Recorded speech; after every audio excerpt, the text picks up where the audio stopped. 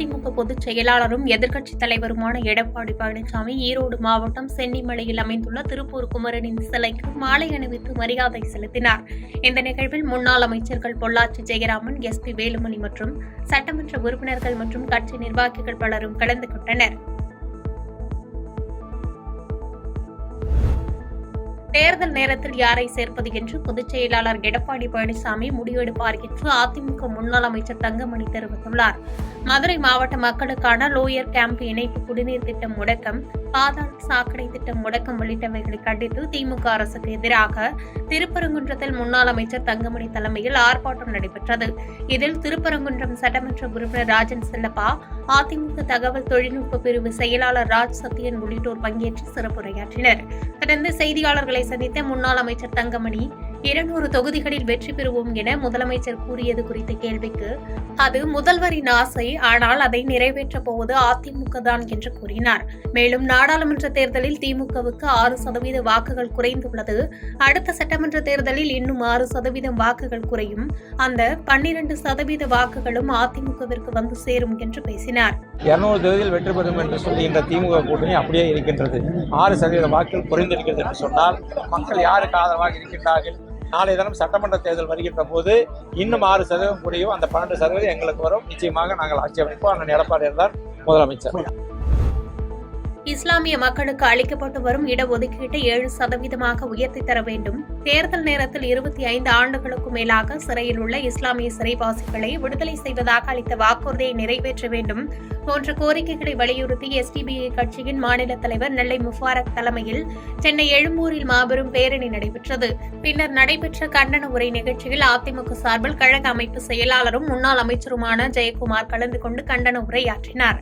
அப்போது பேசிய அவர், மத்தியில் பாசிச ஆட்சி நடத்தி வரும் பாஜக அரசு ஆட்சிக்கு வந்த நாள் முதல் இஸ்லாமிய மக்களுக்கு எதிரான நடவடிக்கைகளை தொடர்ந்து செய்து வருவதாக குற்றம் சாட்டினார்.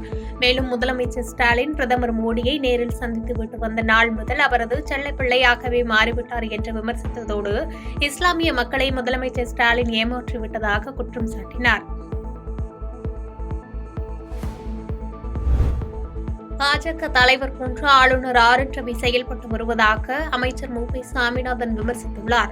திருப்பூர் மாவட்ட கூட்டுறவுத்துறை சார்பில் 71வது அனைத்து இந்திய கூட்டுறவு வார விழா நிகழ்ச்சி பல்லடம் அருகே அழகுமலையில் உள்ள தனியார் திருமண மண்டபத்தில் நடைபெற்றது. இந்நிகழ்ச்சியில் திருப்பூர் மாவட்ட ஆட்சித்தலைவர் கிறிஸ்துராஜ், தமிழ் வளர்ச்சி மற்றும் செய்தித்துறை அமைச்சர் சாமிநாதன், மனிதவள மேம்பாட்டுத்துறை அமைச்சர் கயல்விழி செல்வராஜ் ஆகியோர் கலந்து கொண்டு விழாவில் பல்வேறு நலத்திட்ட உதவிகளை வழங்கினர். தொடர்ந்து செய்தியாளர்களுக்கு பேட்டியளித்த அமைச்சர் மு.பி. சாமிநாதன், பாஜக தலைவர் என்ற முறையில் ஆளுநர் ரவி செயல்பட்டு வருவதாகவும், மக்கள் மத்தியில் அவரது பெயர் வர வேண்டும் என்பதற்காகவே தினம் தினம் ஏதாவது சர்ச்சையான முறையில் பேசி வருவதாக விமர்சித்தார். மேலும் புகார் யார் வேண்டுமானாலும் கொடுக்கலாம், அமைச்சர் செந்தில் பாலாஜி மீதான ஊழல் புகார் நிரூபிக்கப்படவில்லை என்றும் தெரிவித்தார்.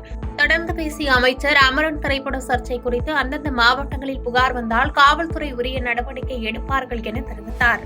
அவரும் பாரதிய ஜனதா கட்சியினுடைய ஒரு தலைவர் என்கிற முறையில் தான் அவர் தினந்தோறும் நிரூபித்துக் கொண்டிருக்கிறார். தினந்தோறும் ஏதோ ஒரு வித்தியாசமான செய்தி, முரண்பாடான செய்தி சொல்ல வேண்டும். அது மக்கள் மத்திக்கு போவதற்கு அவருடைய பெயர் வர வேண்டும் என்பதற்காகவே அது செயல்பட்டுக் கொண்டிருக்கிறார். கரூர் பேருந்து நிலையத்தில் 5 புதிய பேருந்துகளை அதற்குரிய வழித்தடத்தில் அமைச்சர் செந்தில் பாலாஜி கொடியசைத்து துவக்கி வைத்தார்.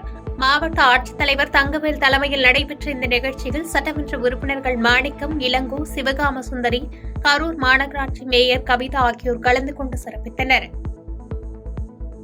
பாதகம் செய்பவரை கண்டால் நாம் பயங்கொள்ளலாகாது பாப்பா, மோதி மிதித்து விடு பாப்பா, அவர் முகத்தில் உமிழ்ந்து விடு பாப்பா. அண்மை செய்திகளை உடனுக்குடன் தெரிந்து கொள்ள இணைந்திருங்கள் இயம்நாடு தொலைக்காட்சியுடன்.